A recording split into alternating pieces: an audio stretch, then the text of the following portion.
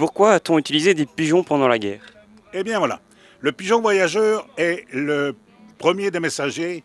Il a déjà été utilisé avant la Première Guerre mondiale, mais durant la Première Guerre mondiale, le pigeon voyageur va être le plus facile des messagers, le plus simple et le plus fiable, malgré qu'un coup de fusil peut abattre un pigeon. Mais il est fiable parce que le pigeon d'instinct retourne vers son pigeonnier. Donc, lorsqu'on est pendant la Première Guerre mondiale, ces pigeons étaient dans des pigeonniers en région parisienne essentiellement.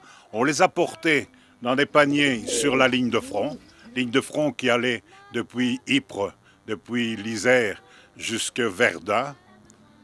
Et en apportant les pigeons, lorsqu'on avait des messages à envoyer, on les mettait dans un étui à la bague du pigeon, à la patte du pigeon, et retournait dans son pigeonnier parisien, où on pouvait déchiffrer les messages, lire les messages et les transmettre aux différents états-majors auxquels ils étaient adressés. Bien sûr, parfois, il y en a se surpassent, il y en a qui meurent d'épuisement pendant le voyage, il y en a qui sont pris par les braconniers, tués par des chasseurs parfois. Tous les messages que l'on peut envoyer par la radio, ils peuvent être décryptés par d'autres opérateurs radio. Le pigeon, il faut absolument trouver le message qu'il a à la patte pour pouvoir décrypter le message. Donc le pigeon est toujours et reste un messager très efficace et très sérieux. Comment dresse-t-on les pigeons? Tout d'abord, il y a une sélection qui se fait.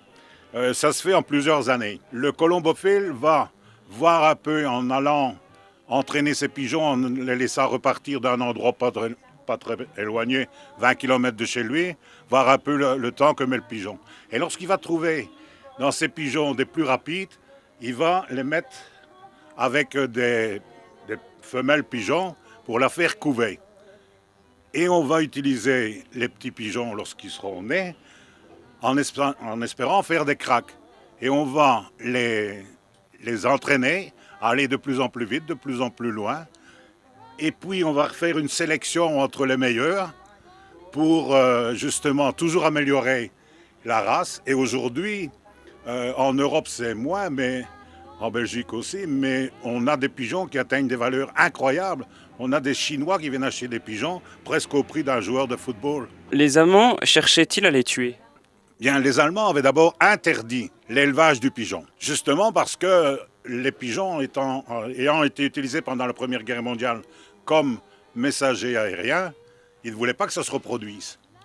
Donc ils vont interdire l'élevage du pigeon. Est-ce que nous utilisons encore les pigeons à l'heure actuelle? Eh bien, cela va vous étonner. Tout d'abord, je voudrais vous dire qu'à Bruxelles, il y a à la gloire du pigeon militaire. Et aujourd'hui, dans toutes les armées, y compris dans l'armée française, il y a toujours à Vincennes un pigeonnier national pour l'armée. Et il continue à élever, à éduquer des pigeons, à les former comme messagers aériens.